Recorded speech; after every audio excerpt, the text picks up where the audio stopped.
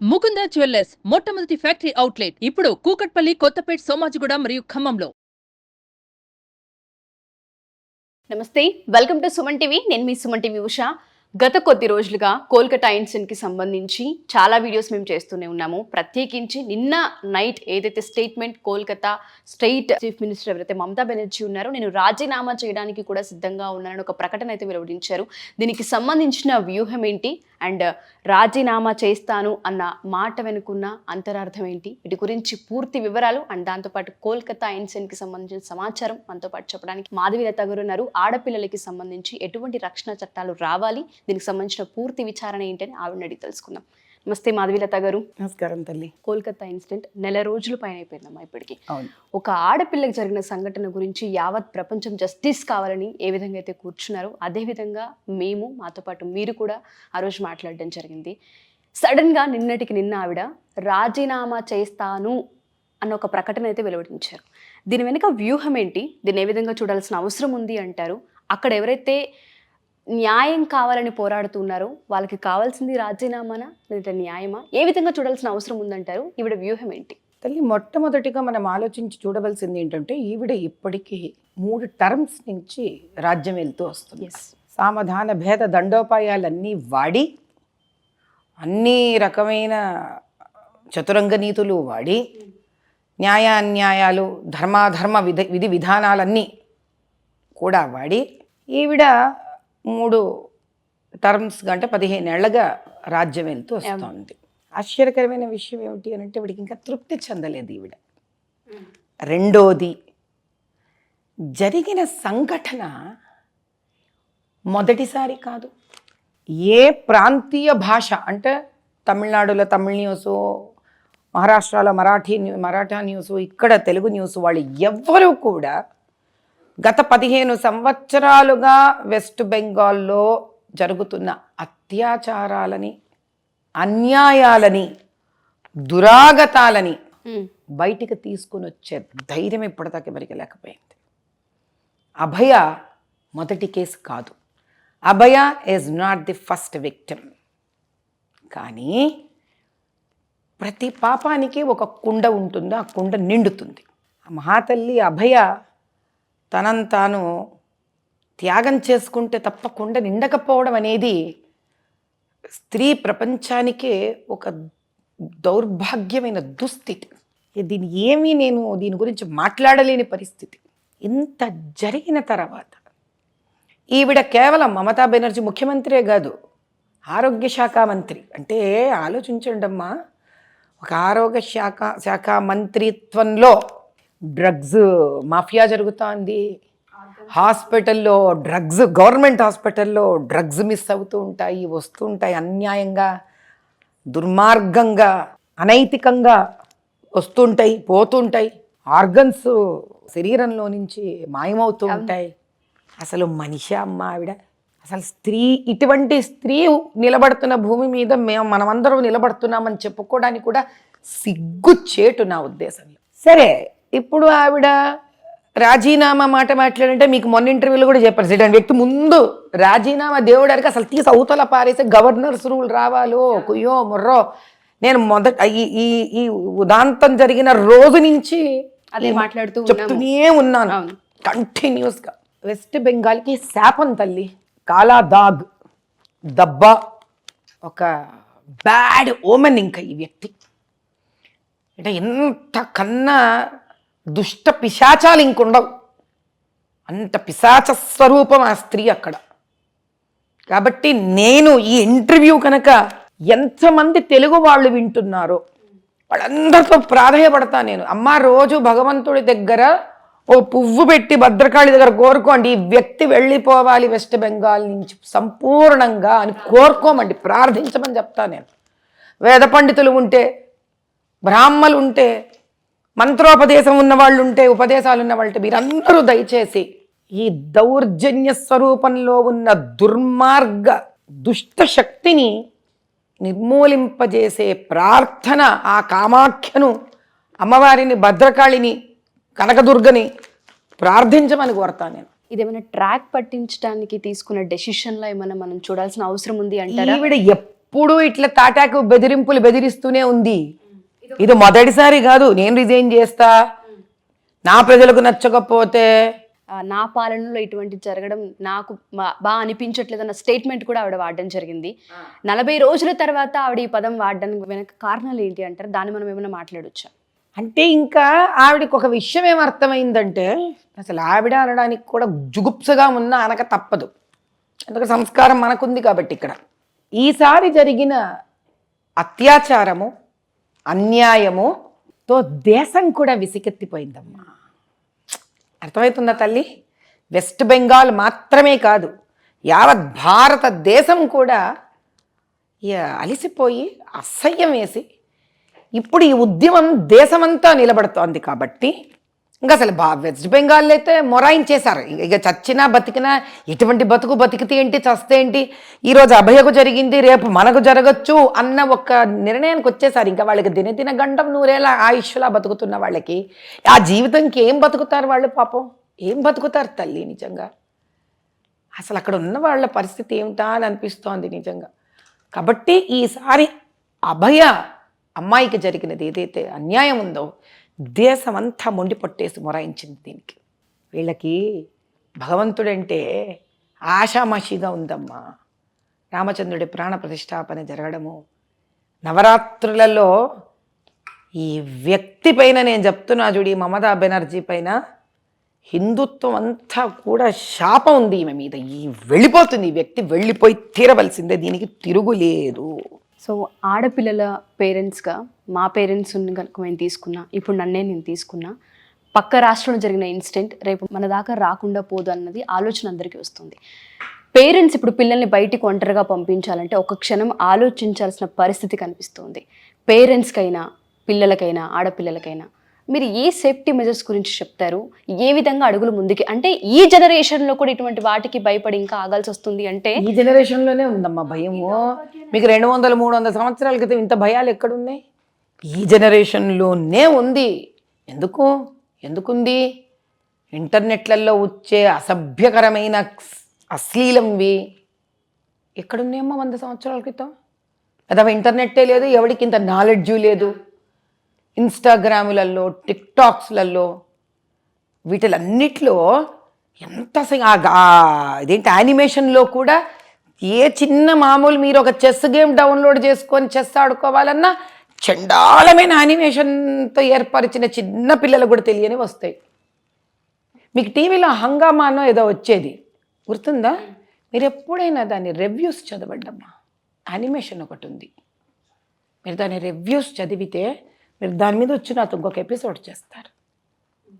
అది చూడడానికి ఇంత చిన్న పిల్లల యానిమేషన్ లాగా ఉంటుంది అది, కానీ సీరియల్ కిల్లర్ లెవెల్ యానిమేషన్ అది. You should do an episode on that. Sure ma'am, డెఫినెట్గా. అంటే ఇంత భయంకరంగా మనకే తెలియకుండా మన మధ్యలో పెనుభూతమయ్యి ఆ ఇంటర్నెట్ ద్వారా మంచి కన్నా చెడుకు ఎక్కువ లోనవుతున్నారు పిల్లలు. దీనికి ఎలా అంటారు? అరికట్టాల్సింది ఎలా? పేరెంట్స్ ఎలా జాగ్రత్త పడాలి? పిల్లలు ఎలా చూడాలి? దాన్ని మనం ఎపిసోడ్ చేయాలమ్మా. ఇది చాలా పెద్ద ఉపోద్ఘాతం ఇది. కానీ ఈరోజు నేను చెప్పొచ్చేది ఒకటే, మనకి ఈరోజు మన చుట్టూరా ప్రపంచము ఒక భయంకరమైన విషవలయంలాగా తయారైంది. కాబట్టి దయచేసి నేను ఆడపిల్లలందరితో ప్రాధేయపడుతున్నాను, బతిమలాడుతున్నాను. అభయ కూడా ఒంటరిగా పడుకుంది సెమినార్ హాల్లో ఏమ్మా. కాబట్టి దయచేసి తల్లులు, మీరంటే మాకు చాలా గౌరవం ఉంది ఆడపిల్లలందరితోనూ. మీరు సాక్షాత్ అమ్మవారి స్వరూపాలు. కానీ నేను అమ్మవారి స్వరూపం కదా అంటే అమ్మవారి స్వరూపంలో రక్షించబడాలి వాళ్ళు, దాన్ని మనం గౌరవించాలి. అందరికీ ఆ భావనే ఉంటే అమ్మవారు ఉన్న రోజులు కూడా రాక్షసులు ఎందుకుంటారు మరి? ఏమ్మా, కాబట్టి మాయలో చిక్కుకున్న ప్రపంచం ఇది. అమ్మవారిని సైతం గుర్తించలేకపోవచ్చు. కాబట్టి దయచేసి ఆడపిల్లలు ఎవ్వరు ఒంటరి ప్రయాణాలు చెయ్యకండి. First point. ఓకే. అపరిచితులైన మగపిల్లలతో వెంటనే స్నేహం పెంచుకోకండి. బంబుళ్ళు, టింబర్లు, ఇవి అవి అనుకుంటూ తెలియని పరిచయాలకు లోనవ్వకండి. మీ మనసులో బాధ ఉండొచ్చు, మీరు విచలితమై ఉండొచ్చు, మీకు ప్రేమానురాగాలు తగ్గిండొచ్చు, కానీ ఇవి కూడా మళ్ళీ దుర్మార్గుల అవసరానికి మీరు వాడబడతారు తల్లి. ఇది నా బాధ. కాబట్టి అందుకే దైవము, పూజ, పునస్కారం అంటే పాదచింతకాయ పచ్చడి అనుకుంటారు. కాదమ్మా, దేవుడు, దైవము, పూజ, సాంప్రదాయం మనిషిని గట్టిపరుస్తుంది. ఈరోజు మరి మీరు నా ఇంటర్వ్యూ ఎందుకు తీసుకుంటున్నారు? ఈరోజు నన్ను భారతదేశంలో ఒక ఐరన్ లేడీ అని ఎందుకు అంటారు? మరి నన్ను చూస్తే నేను పాదచింతకాయ పచ్చడిలాగా చాతస్థంగానే ఉన్నానుగా. మరి నేను చూడడానికి ఇందులో నుంచే శక్తి వస్తుంది, ఈ దైవభక్తిలో నుంచే. అది ఏంటి? నిస్వార్థ దైవభక్తి. అమ్మవారిని, తల్లి నాకు నీలాంటి శక్తిని ఇవ్వు అని కోరుకోవాలి. డబ్బు దయ్యి, అది ఎగ్జామ్స్ పాస్ చేయి, ఇవి కాదు. ఇంత తుచ్చవి ఇవేంటమ్మా? నువ్వు పిల్లలు తలుచుకుంటే టకటక సాధించేస్తారు ఇవన్నీ. మనం సాధించలేనిది మన సద్బుద్ధి, చాలా కష్టం. మనం సాధించలేనిది ఏకాగ్రత, అది కష్టం. మనం సాధించలేనిది శత్రువు మనని కబళించకుండా ఉండడం, ఇవి కోరుకోవాలి అమ్మవారు.